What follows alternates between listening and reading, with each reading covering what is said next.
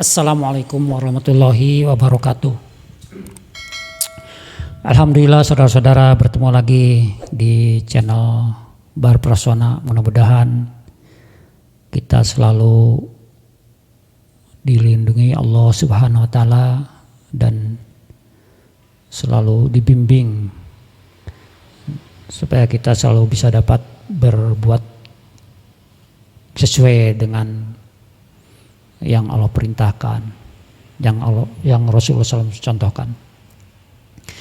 Sekarang seperti biasa ini mengeluarkan apa yang terpikir, terlihat, terdengar, kejadian-kejadian yang telah, sedang, mungkin bisa aja akan terjadi ke depannya. Hal-hal yang versi saya pribadi bahwa itu keganjilan, kejanggalan atau ketidaklayakan atau hal-hal yang bisa saja itu pandangan saya suatu saat itu bisa membuat mudarat dunia akhirat. Kenapa? Ya apalagi dengan berhubungan dengan kejadian-kejadian seperti di masjid. Sekarang bukan mungkin, bismillah saya akan bicara tentang masjid lagi. Ini tentang ya ke masjid ini kan ya terutama laki-laki kan diperintahkan sholat berjamaah tepat waktu di masjid untuk laki-laki ya. Dan ada adab-adab di masjid ini ada adab-adabnya. Banyak sekali ada pada masjid ini, diantaranya masuk dengan kaki kanan, dengan doa Allahumma gfirli dunubi waftahli ababa rahmatik. Ada lagi yang lain, tapi yang di atas saya biasanya itu.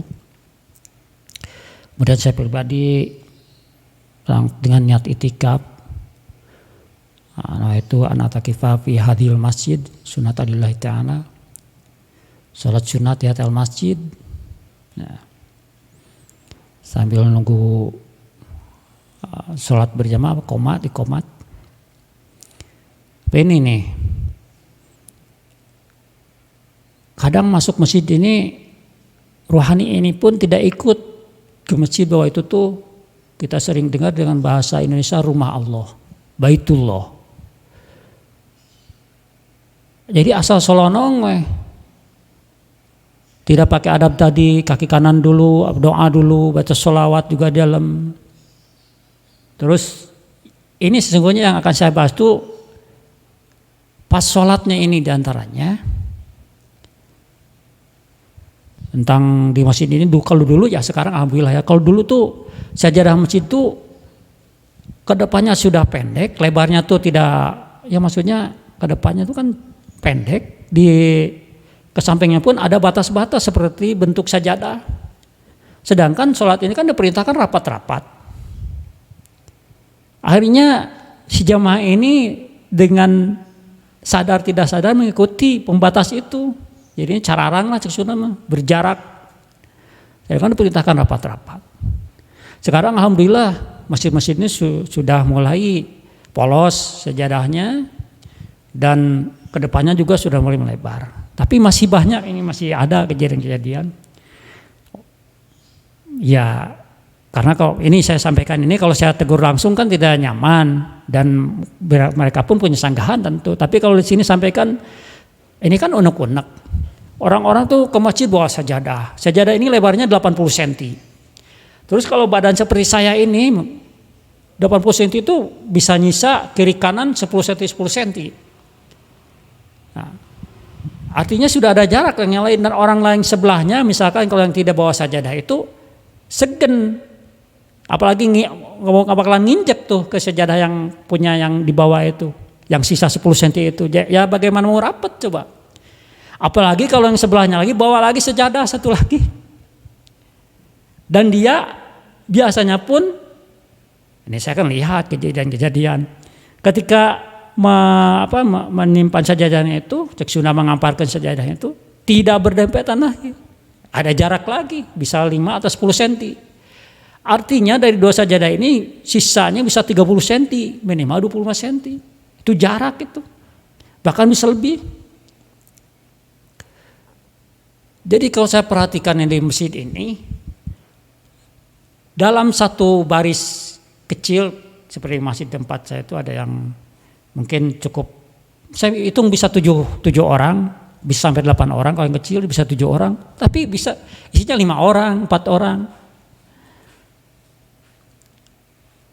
Dan yang luasnya saya nggak tahu. Tapi yang bawa sajadah ini artinya sudah memberi jarak. Sedangkan kita ini sholat ini diperintahkan untuk rapat-rapat. Istilahnya mau gimana mau rapat kalau bawa sajadah tuh. Ya begitulah. Intinya diantaranya ini di masjid ini yang seperti video sebelumnya saya, bagaimana amalan ini semakin, maaf ya, mungkin perbedaan pendapat ya sah-sah saja. Jadi bagusnya malah bawa sajadah. Kalaupun bawa aja tempat sujud yang kecil tuh buat ya ini, misalkan kalau memang karpetnya tidak merasa itu nyaman atau apa, ya bawa saja yang buat ini saja buat sujud saja. Dan bagaimana imam ini supaya menganjurkan rapat-rapat, dilihat ya kalau saya pengalaman ini seperti saya sampaikan sebelumnya di Temboro atau dulu Cikampek, di Ancol, di mana bahkan saya pernah ke India, itu betul-betul rapat-rapat tuh, dan otomatis itu si jamaah ini sudah terbentuk hatinya tuh untuk rapat, bukan karena betul, otomatis saja. Nah di kita ini yang terjadi otomatis pengen renggang. Nah heran ini, ada apa denganmu gitu kan istilahnya kalau dalam hukum. Ada apa ini, kejadian-kejadian ini sepertinya tuh biasa. Nah ini dari situ saja bisa merasakan bagaimana mau kuat ini Islam. Karena ruhani pun tidak terbentuk otomatis untuk merapat sesama jamaah. Dan seolah-olah secara tidak langsung kita ini direnggangkan tadi. Ya saya tidak tahu apa ada, kalau versi modern kan kita bicara ada rencana global, konspirasi global supaya Islam ini tidak bisa mengamalkan dengan baik, dengan sempurna. Di antaranya begitu. Tadi dengan dibuat sajadah yang lebar sekali 80 cm untuk ukuran saya itu betul. Itu banyak sisanya. Kecuali orang-orang tertentu ya memang. Terus saya pun tidak begitu meneliti kalau cara dalil-dalil, tapi ketika anak saya bilang tuh, kan kita sajadah ini sholat kalau ada yang lewat itu kan di depan itu harus dihalangin kalau lewat. Tapi ketika ada sajadah, dia bilang itu sudah pembatas, artinya ya tidak perlu dibatasi lagi. Sajadah ini sudah jadi pembatas. Berarti kalau sholat berjamaah di masjid bawa sajadah, secara tidak langsung tadi sudah memisahkan jarak, yang lain juga sudah pakai pembatas, artinya tidak berjamaah dong secara fisik. Nah inilah diantaranya. Mudah-mudahan sajadah ini bisa dipersempit. Saya bawa sajadah juga suka, karena saya ada aman lain di tempat lain yang harus bawa pakai sajadah. Jadi saya ke masjid kadang-kadang bawa sajadah, di mana saya ada aman lain di tempat lain harus pakai alas. Sajadah saya itu kalau saya berjamaah pun saya sempitkan, kecilkan itu, dibagi 2 dan tipis sajadah saya. Mungkin orang yang suka berjamaah dengan saya aneh lihat itu. Ya gitulah, mudah-mudahan ini jalan inspirasi lagi, jalan perbaikan bagi siapapun. Mohon maaf yang tidak setuju, sah saja. Subhanallahi wa bihamdihi, subhanakallahumma wa bihamdika, asyhadu an la ilaha illa anta, astaghfiruka wa atubu ilaik. Assalamualaikum warahmatullahi wabarakatuh.